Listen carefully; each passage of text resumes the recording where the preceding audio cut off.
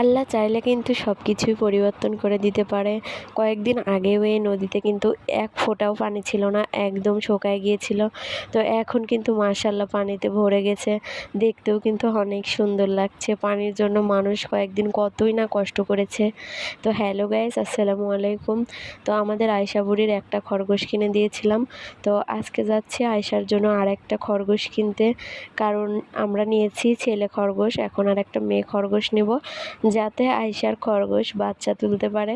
সারা রাস্তা মা মেয়ে গল্প করতে করতে যাচ্ছিলাম, আমাদের আয়শা অনেক কিছু দেখাচ্ছিল। আর আয়শাকে খুবই কম বাজারে নিয়ে যাওয়া হয়, এর জন্য আয়শাকে আজকে সাথে নিয়ে আসছি, ও আরও অনেক বেশি খুশি। প্রথম খরগোশটি যেদিন নিয়ে আসছিলাম ওদিন কিন্তু অনেকগুলো খরগোশ দেখে আসছিলাম, তো আমি 2 দিন পরে গিয়ে দেখি আর একটা খরগোশও নেই। এত তাড়াতাড়ি এতগুলো খরগোশ বিক্রি হয়ে যাবে ভাবতেও পারছি না। খরগোশ আছে, কিন্তু আমি যে বাচ্চা খরগোশ নিয়েছি ওরকম বাচ্চা খরগোশ আরও অনেকগুলো ছিল, এখন কিন্তু একটাও নেই। এখন আছে শুধু বড় বড় 3টা খরগোশ।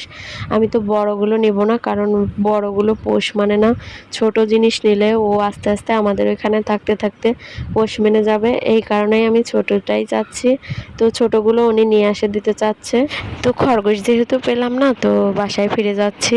মুস্তাকিমকে যেহেতু আমরা সাথে নিয়ে আসিনি, এর জন্য মুস্তাকিমের জন্য তো অবশ্যই কিছু নিতে হবে, না হলে তো মুস্তাকিম খুবই কান্নাকাটি করবে। আর যদি কোনো কিছু নিয়ে যাই তাহলে একদম ওটা পেয়েই খুশি হয়ে যাবে।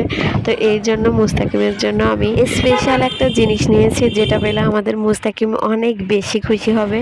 আর আমাদের আয়শাও কিন্তু তার ভাইয়াকে অনেক বেশি ভালোবাসে, এই কারণে তাকে যদি কোনো জিনিস দেই সে কখনোই হিংসা করে না, আরও ও নিতে বলে। তো আয়শা এখানে আমার সঙ্গে অনেক গল্প করতে করতে যাচ্ছিল।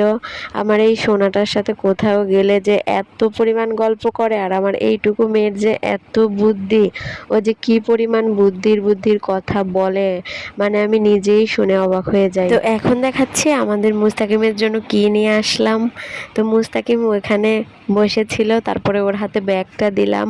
ও তো ব্যাগটা একদম খুশি মনে খুলছে, ও জানে যে আমার আম্মু আমার জন্য কিছু না কিছু আনছে, এই কারণেই ও কিন্তু খুবই আগ্রহ নিয়ে ব্যাগটি খুলছিল।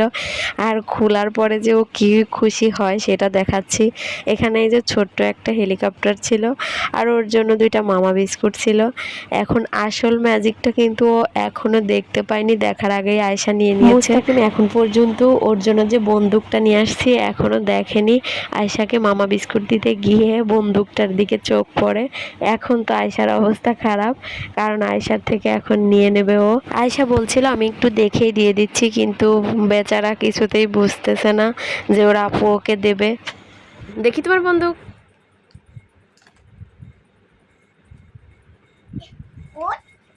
ওরে মা। আর আমাদের মুস্তাকিম কিন্তু সারা দিন বন্দুক নিয়ে, আর ছোট ছোট গাড়ি আছে ওর, ওই গাড়িগুলো নিয়েই খেলা করে। এই কারণেই কোথাও গেলে ওর জন্য বন্দুক নিয়ে আসা হয়। বন্দুকটা পেয়ে মুস্তাকিম অনেক বেশি খুশি হয়, কারণ ওর বন্দুকের শখটা অনেক বেশি, এই কারণেই ওকে বন্দুক নিয়ে এসে দেই। আর ছোট ছোট গাড়িগুলোও মাঝে মধ্যে নিয়ে আসি ওর জন্য বাজারে গেলে, আর ওর সাথে গেলে তো অবশ্যই আনে।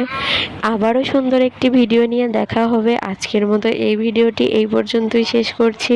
যারা যারা ভিডিওটি দেখবা অবশ্যই লাইক, কমেন্ট এবং সাবস্ক্রাইব করবা। আল্লাহ হাফেজ।